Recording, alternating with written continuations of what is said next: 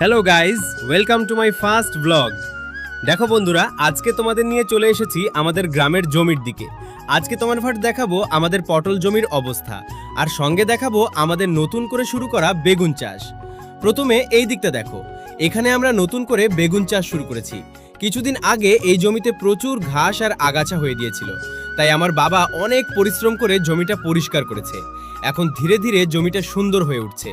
আশা করছি বেগুন গাছগুলো ভালোভাবে বড় হবে এবং এবার ভালো ফলনও হবে।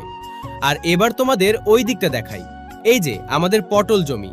কিছুদিন আগেও কিন্তু এই পটল গাছগুলো কত সুন্দর ছিল, গাছগুলো সবুজ হয়ে উঠেছিল, নতুন পাতা বের হচ্ছিল, আর আমরা আশা করছিলাম এবার ভালো পটল হবে। কিন্তু হঠাৎ করে দেখো পটল গাছগুলোর কি অবস্থা হয়ে গেছে। আমাদের ধারণা কেউ হয়তো দানা জাতীয় কোনো ওষুধ বা ঘাস মারার কোনো ওষুধ এখানে দিয়ে গেছে, তবে আসলে কি হয়েছে সেটা আমরা নিশ্চিতভাবে জানি না। কিন্তু তারপর থেকেই দেখছি গাছগুলো ধীরে ধীরে নষ্ট হয়ে যাচ্ছে।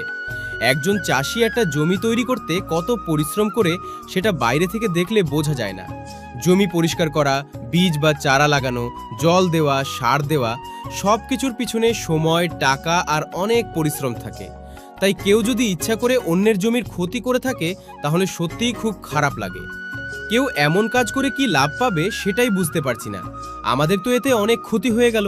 তবুও আমরা চেষ্টা করব আবার জমিটাকে যতটা সম্ভব ঠিক করার। তোমরা আমাদের জন্য শুভকামনা করবে যাতে বাকি গাছগুলো ভালো থাকে এবং সামনে ভালো ফলন পাই। আর তোমরা যদি আমাদের গ্রামের জীবন, চাষাবাদ আর প্রতিদিনের এমন বাস্তব মুহূর্ত দেখতে চাও তাহলে অবশ্যই আমাদের সঙ্গে থেকো। এটাই ছিল আমার প্রথম ব্লগ। সবাই ভালো থেকো আর দেখা হবে।